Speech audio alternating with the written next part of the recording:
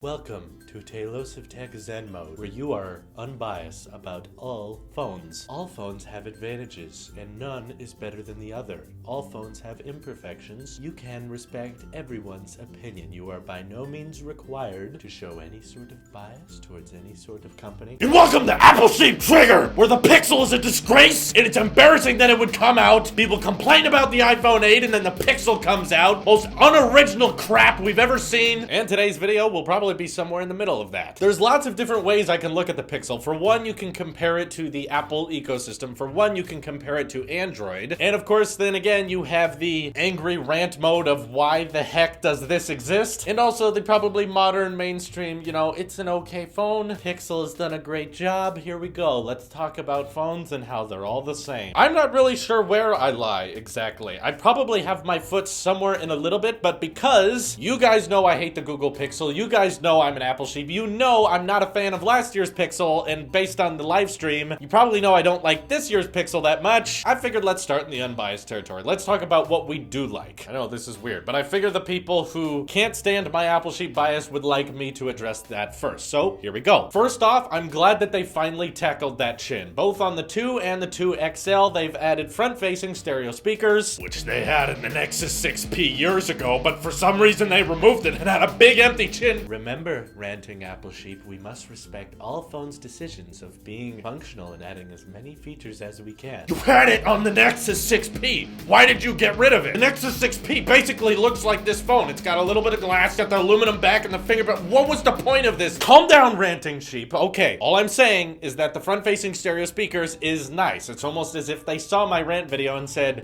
don't have a bunch of wasted space on the front of the phone, okay? That's dumb. They took advantage of it. They are now the second company to release a water-resistant phone that also has stereo speakers, the first being Apple with the iPhone 7 a year ago. We've had these features for so long. What's the big deal? No, this is too much. We're cutting to him too much. Relax, Drew. It's okay. So I like that. Secondly, I think that this phone, paired against a lot of its competition, is fairly lower than what we were thinking. There were leaks saying it was going to be in the $900 range, especially in a day and age where we have the iPhone 10 at $1,000 and the Galaxy Note 8 at $930. It's a bit refreshing to see the Pixel 2 XL be at $850 with 64 gigs. And of course, $950 if you want that 128 gigabyte option. If you spend $950 on the iPhone 8 Plus, you get twice the storage at 256 gig. Okay, all right, you got a point there. You get more storage that way. The Pixel offers unlimited cloud storage, which is fine. It's a perfectly reasonable excuse to not have more local storage. So everything's dependent on Wi-Fi now, is it? Now you can only view all your old pictures and videos if you're in the Wi-Fi network, or you're gonna run up your cell bill. Again, good points. All right, just chill for a second. The other thing that's impressive is that while not adding a dual camera, they added portrait mode, Which is a blatant replica of what iPhone 7 released a year ago. They didn't even change the name. Yes.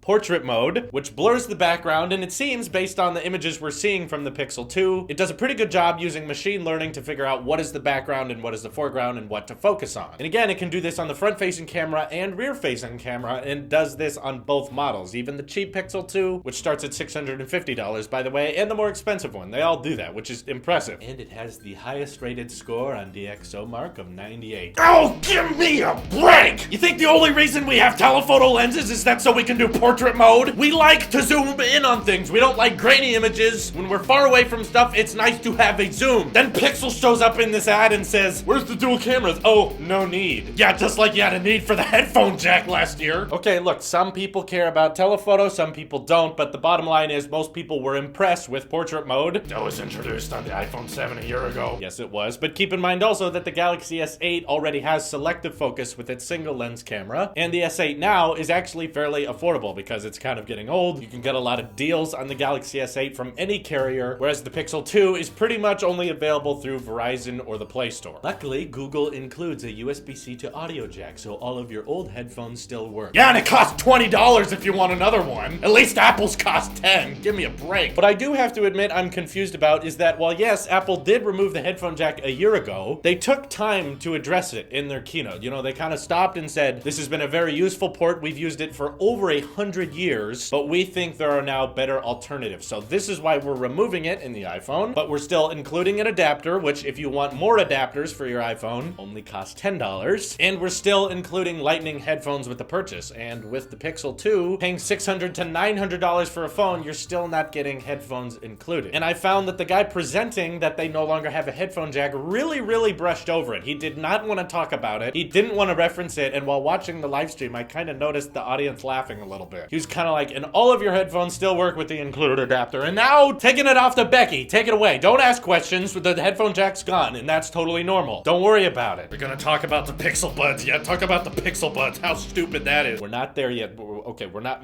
Talk about the Pixel Buds now. Okay, before we move into the Pixel Buds, okay, look, I just want to bring up, pretty much Samsung and LG are the sole survivors of the headphone jack now. They're the only companies keeping it alive, and now that major smartphone companies, including Google, the owner of Android, now that they are also agreeing with Apple that the headphone jack is no longer necessary in a phone, it's really going to put pressure both on Samsung and LG to say, look, when you include the headphone jack, you're confusing the user market. Third parties aren't sure what to make headphones for now. Do we make them with the audio jack? Do we make them USB-C? Do we make them Lightning? You have three standards, and now that a majority of the industry is agreeing that it's time to ditch it, I think that Samsung and LG are just kind of holding back progress. And I'd like to mention, last year I did bring up that while the Pixel throws shade at Apple for not including a headphone jack, I said eventually you are going to remove it, perhaps even next year. But by the time you remove it, it will be so normal, it will be so ordinary that no one's gonna mind or care about it. And here we are, a year later. Turns out I was right. A lot of people still really excited about the Pixel 2, and you'll notice that the complaints about the lack of headphone jack, they're there. There's still people commenting about it, but definitely not as big a deal because Apple set the standard. They took the front of the blame, and we must thank Apple for taking all of the blame, for taking all of the hate, for trying to be innovative and courageous while everyone just makes fun of them. Yeah.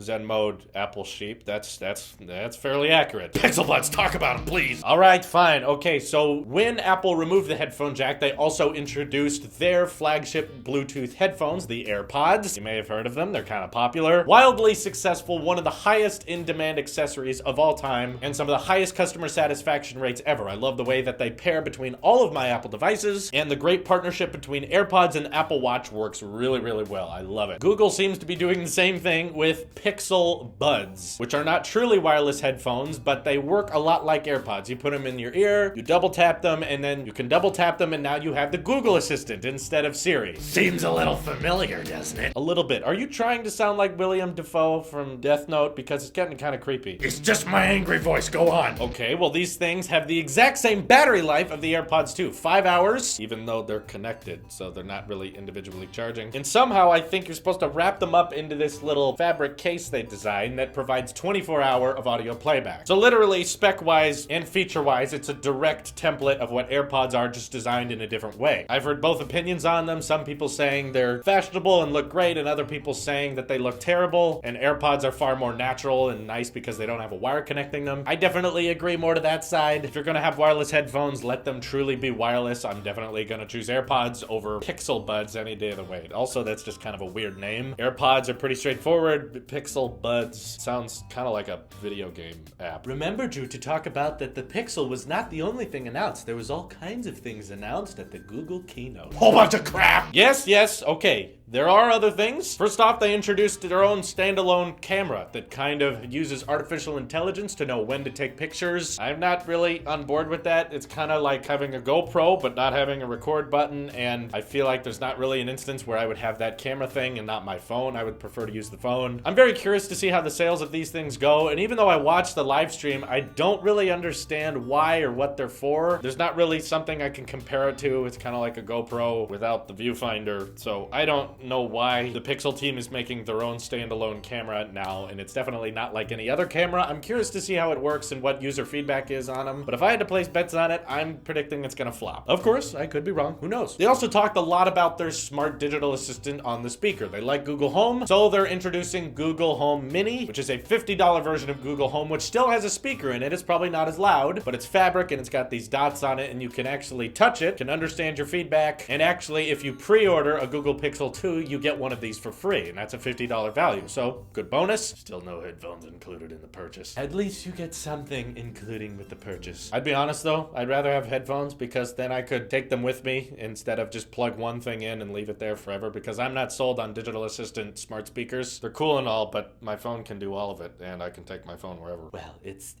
you know, it's something, all right? It's just something. Just take it, okay? No, I kind of agree with the ranty guide this time. They also introduced Google Home Max, which is a $400 smart speaker that's not really omnidirectional, but it's supposedly really loud and it better sound good because $400. Wow, you're outpricing the HomePod now, and that's not even out yet. But I definitely am curious to see if these Google Home smart devices are going to compete any better with the Amazon Echo family, because there are tons of them. They variate in price, they go on sale constantly, and so far the Amazon Echo products have been selling a lot better than the Google Home. So I don't know if this will turn things around, but we're definitely going to see in the upcoming months. So again, the primary focus of this keynote was mostly about the Pixel 2, and as we're recapping that, I want to say while the last phone screamed kind of non-intuitiveness and overpriced, this one doesn't scream overpriced. I think that it's nice that it's kind of cheaper than the other premium smartphones of the year. I feel like the better word is unoriginal, especially when you're talking about your camera having things like portrait mode, literally ripping the name directly from Apple and saying, no, that's just an industry standard. Portrait mode is just a thing that everyone has. We now have it too. It's like, come on, that was Apple's name. At least Samsung gave it a different name. It was practically the same thing, but they called it selective focus or live portrait on the Note 8 or whatever. They made it their own. Now it feels like they're not even trying, especially when they start doing things like motion photos, which are just live photos, something we've had since the iPhone 6S. They're now bringing to Android, and I know a lot of the time people will make the assumption that I hate people who like the Pixel or I'm completely triggered by it, and I'd like to hype things up, obviously, because it's fun, and I like to act triggered because it's exciting and easy to gang up on this thing, but I legit do hope that the people who want to enjoy the Pixel do enjoy it. I have nothing to gain from you not enjoying a smartphone. I hope that the money you find to spend on your products is well worth it, and it's fair to say that the Pixel 2 is not a complete tragedy. In fact, as it stands up to today's modern smartphones, I definitely think if I was ranking it, it would be near the bottom, just because look at the LG V30. That has way less bezels than you, and that came out earlier. As does the Galaxy Note 8, as does the Galaxy S8, and those all came out before you. So it's like, I know you had a big chin last year, but it feels like even though that chin is smaller, there's still a lot more bezel than most of the phones this year. And a lot of people like to point at the iPhone and say unoriginal, or Android has had this for years, but keep in mind with the iPhone, you're part of an Apple ecosystem. Sometimes people don't want to leave it just because of the exclusives. iMessage, AirPods, Apple Watch, AirDrop, all of these great things that work with all of their products. So when the iPhone 8 gets wireless charging, it is new. It's new for us Apple users who aren't interested in destroying our ecosystem by buying a Samsung phone. The problem I have with the Pixel 2 is that it's not some part of a greater ecosystem. It's Android, and other Android phones have had features it's getting for years now. And I still find it kind of hard to believe that they're not adopting wireless charging as kind of the future. I know fast charging is not included with the iPhone 8, but it is an option. Whether you have other charge bricks at home or are willing to spend the extra, an iPhone 8 can fast charge and it can also wirelessly charge. A Pixel can only do one of these things. It cannot wirelessly charge. It simply can't. Doesn't matter how much money you have. And as someone who's really enjoying doing the portless challenge and seeing how the future is going to move, and as Pixel is removing ports like the headphone jack and saying that's the future, I don't really see them moving on to the future like everyone else is. They agreed last year that the headphone jack should stay on smartphones, and then this year ditched it. It's kind of a confusing direction. So I kind of feel like a year from now, maybe they will have a dual camera on the back and say that it is useful, even though right now they're saying it's not needed. Or maybe next year they'll add wireless charging and say, well, now it's important. Before it wasn't. Plus, people who complain about the iPhone 8 having an old traditional design style and not being original, look at the Pixel 2. I mean, that's not really original approach. They're definitely not trying to remove bezels, and yet they're charging pretty flagship prices for it, especially in a market when the Galaxy S8 is getting cheaper and cheaper and can include water resistance and can include a headphone jack and USB-C and can include headphones with the purchase. As an Apple sheep, I'm really confused because Android is actually missing things that we've had for a while, and if I was being completely unbiased, if I was a Samsung user, I would still be confused by the Pixel 2 because it's an Android phone that's just now getting things we've had for years. So Pixel 2 still lacks in a lot of fields, but I guess people like that software exclusive. They love that the search bar has been moved to the bottom, even though on iOS we can just do this and we're there. Wow, that was easy. Good job morphing Android. But see, with iPhones, every year we get this massive upgrade of iOS that quickly goes onto nearly all of the iOS device platforms. iOS 11 has only been out for a few weeks, and it's already at about 40% of iOS devices. You're not seeing that with Android O, and part of it is because there's so many different companies, but also there's not that many massive changes with Android O. When you have so much customization, there's really not much that you can say special about your operating system upgrading. You didn't talk much about the Pixelbook. The Pixelbook. You forgot to talk about. Oh God, you're right.